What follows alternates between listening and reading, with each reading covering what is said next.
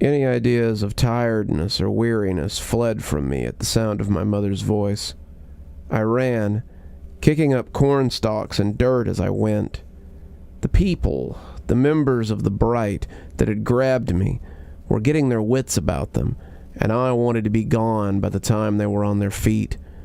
I ran like someone possessed, everything sliding by like one of those shots in an old movie that they have on a track. The houses came into view, still dark and imposing, but they slid by like props on a rail. Everyone in this little community must have been at the chapel, because no one came out to challenge me. No doors were kicked open to reveal angry villagers wielding torches and pitchforks. No cries were raised to get me, and the only noise was the sound of people yelling by the chapel behind me. So when someone stepped into my path, their hands clamping over my shoulders, I screeched like a heroine in a slasher movie. "What have you done?" he asked, shaking me as he asked it again and again, and I realized it was Brother Thomas. He looked crazed, his eyes appearing bruised, and the spit flew from his mouth as he shook me hard enough to make me worried that he might give me brain damage. He wasn't really giving me a chance to answer, so I did the only thing I could think to do, given the situation, and kicked him between the legs. The crazy seemed to leak right out of him, and he groaned as he crumpled into a heap on the road. As he fell away, I ran and kept running until I was past the general store and fleeing up the road back to town. I could hear people yelling behind me, hear them trying to give chase, but I suppose those Quaker clothes didn't run quite as quick as my jeans and sneakers.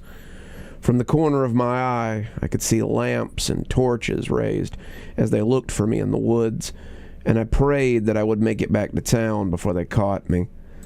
Back to town. I suddenly remembered that getting back to town wouldn't do anything. The people in the sewers had been pretty clear that the surface dwellers were in the pocket of the farm. If they caught me, they would just turn me in and take me right back to my mother. I thought about going back to the sewers, but what good would that do? No, I needed my truck, and I needed to get out of here. I needed to go back to my grandma and call the cops or the FBI or something, and get someone out here to check this out. This had to stop. It had already gone on for too long, and I didn't intend to let it keep going if I could help it. The town came up on the horizon, the lights dim in the evening gloom, and I figured it was my only real option. I could put my hood up, but maybe not be noticed until I got close. I checked my watch and saw that it was past 8, so I was hoping that the streets would be empty. As I took my first step in that direction, however, someone made a psst sound from a nearby bush. I turned hesitantly, preparing to run, but sighed in relief when I saw that it was Joseph. "Hey, are you okay?" "Yeah," I whispered, hunkering down as I tried to get on eye level with him. "What are you doing here?" "I was halfway back to the pipe when I heard a loud noise. I came running and almost ran into one of their patrols. They looked like they were after someone, and I figured that someone's you." I nodded. "Yeah, my meeting with my mom didn't go quite the way I'd planned. I need to get back to my truck and get out of here. I don't have to tell you what's going to happen if they catch me." He glanced behind him suddenly, and I could hear them getting closer. They were stomping through the trees, lanterns raised, or honest-to-God torches held in their hands, and Joseph pulled me into the bushes with him. We hunkered there, waiting for them to thin out before he pointed away from the woods and towards the town. "Come on, we need to talk to James." He went as quietly as he could, avoiding the lights that popped up from the tree line, and we made our way to the pipe that we had come out of. The usual night sounds were non-existent. The crickets and the night birds had been scared off by my pursuers, and both of us were constantly looking around to make sure that we weren't being followed. The last thing I wanted was for them to follow us back to our refuge, and as we came to the mouth of the pipe, I didn't see any of them around. Joseph boosted me up, and I lay flat and reached back so that I could help him up too. "So what happened to your guide?" he asked as we came out of the pipe and into the sewer. "He jumped into the Bright," I said, not quite believing it myself. Joseph laughed. "So that's what that was." Margot had wondered if it might not be trying to get to them for that reason. "What?" I asked, "like to kill itself?" Joseph shrugged. "Our recon teams have told us about a bright light out in the woods sometimes, but no one has gotten close enough to the farm to see what it is. Given that the creature you took was almost completely dark, we had wondered if it might be, like a yin and yang thing. Maybe it's the darkness looking for the bright or something. We didn't know. We were mostly just guessing, but I guess it turned out to be something like that." "Glad I could be your little guinea pig for such an important experiment," I groused. "I mean, it was more of a happy accident than anything. We didn't send you to be a sacrificial lamb or something.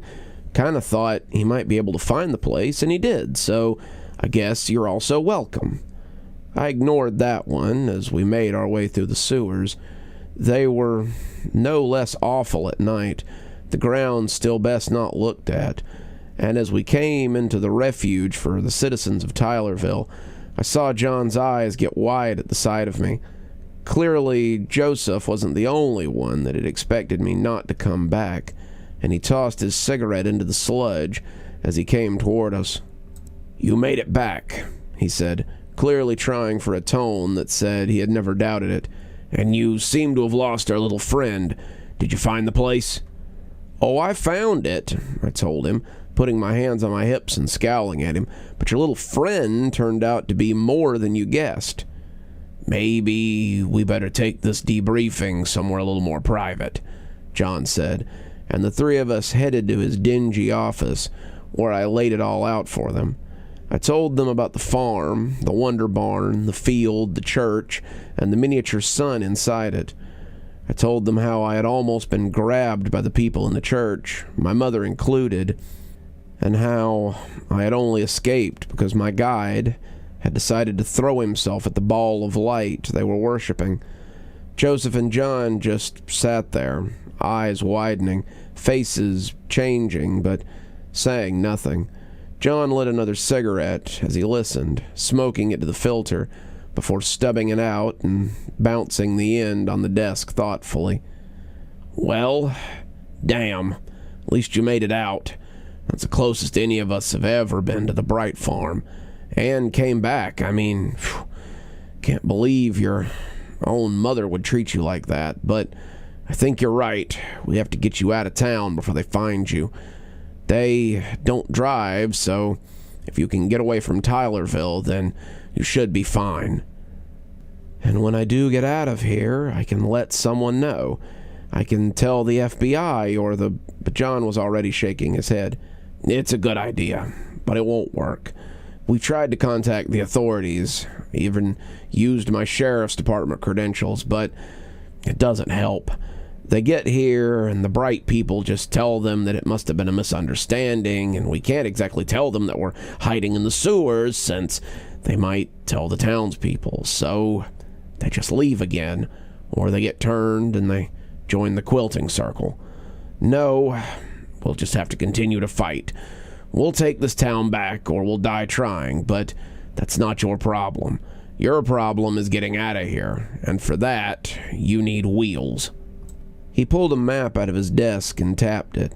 "Now, if you left your truck near the market, then it's been towed for a certainty. That means it's sitting at the police impound where they're waiting for you to stupidly go inquire about it so they can scoop you up and run you back to the farm." "Great. So, how do I get it then?" "You break into impound, clearly. Luckily for you, the impound lot is 2 lots away from the sheriff's office. This time of night, you can probably cut the lock and be in and out before anyone knows you're there. If there's some fracas at the farm, then the sheriff and his toadies will probably have gone to help them look for you too, so it's likely to be nothing but a skeleton crew over there right now. Sneak in, get the stuff, and drive out with your truck. Easy peasy. John let me borrow his bolt cutters, saying that if all else failed, then I could use it to get through the fence at the back of the impound lot. Looks like I'm going into Tylerville to do some breaking and entering. Maybe get my truck back so I can get out of here.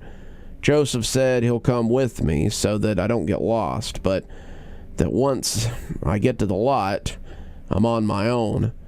Wish me luck, everyone, because I might be heading home tonight, or I might be heading right back to the farm.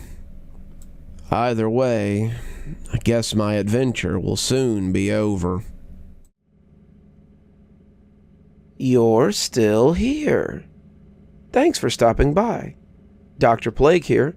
Always a pleasure to see all my new and old viewers coming by for another one of my spooky tales. If you'd like to support the show, you can always take part in one of our channel offers through Fume or Aura. Or you can just click on another video when they come up. I'd really appreciate it. For our newer viewers, we also have lots of playlists and other things if you'd like to get caught up. I know some of my series have been going on for quite a while. If you'd like to get my latest book, there's a link down below that'll take you to my Amazon page. Towesey Homestead just came out, so if that's something you'd like to get your hands on, go ahead and have a look down there. If you'd like a signed copy, you can go ahead and email me from my email address on the site, and I'll get with you about shipping information and ship you a signed copy. If you'd like to support the channel in a more monetary fashion, we also have membership through YouTube, and we've got a Patreon that you can get the information for in the description. We have lots of tiers and everything to suit your needs. Patrons that support on the $10 tier, that's our Ghostly Reader tier, get a book anytime I write one, signed and on their doorstep. As you may have noticed, there's a list of patrons and members on the screen, and I'd like to personally thank every one of them for taking a hand in the future of this channel. Well, that's enough for tonight. Dr. Plague, signing off. Have a wonderful evening.